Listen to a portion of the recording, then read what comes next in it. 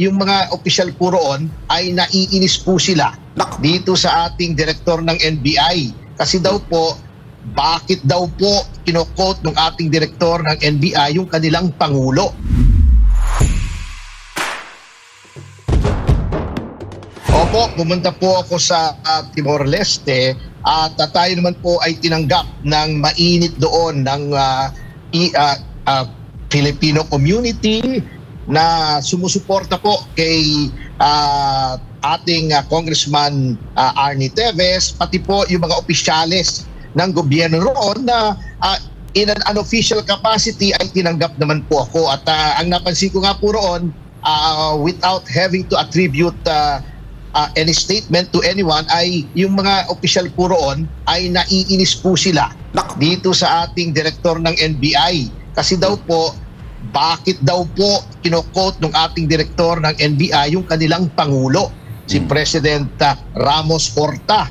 Kung meron daw pong statement na manggagaling sa kanilang Pangulo, ang dapat daw ay nag-release doon ang kanilang media director bilang paggalang na rin sa mataas na katungkulan ni President Horta. Ano daw business ng isang opisyal ng pamahalaang Pilipinas na mag-release ng statement ng Pangulo ng Timor-Leste.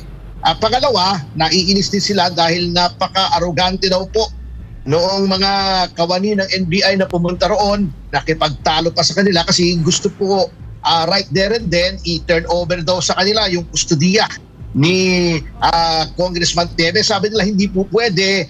You have to be reminded that you are in Timor-Leste. May proseso po kami rito. Kaya chill lang po kayo dyan. Huwag nyo kaming sisigawan dito. Huwag kayong mangungulit dito. At bagamat kami ay isang maliit na bansa, may sovereignty po kami at kami po ang masusunod dito. So sir, parang ang dating po, itong ating NBI, mahilig sa Jollibee, no? Bida-bida.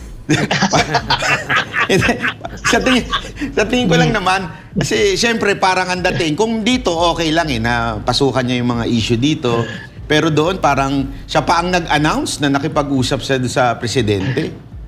So nainis po ba ang gobyerno ng Timor-Leste dahil sa ginawa niyang yun?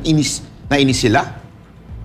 Opo, ayaw na lang magpasabi kung sino, pero matataas na opisyal din po ito na nakapupulong sa akin. Dahil wala naman pong masama kung ang gobyerno ng Timor-Leste ay makipagpulong sa akin sapagkat meron po silang isang Pilipino na nasa custody. Kilala naman po nila na ako ang isa sa mga abogado dito sa Pilipinas at sila po ay ina-assure lamang nila ako na due process will be observed.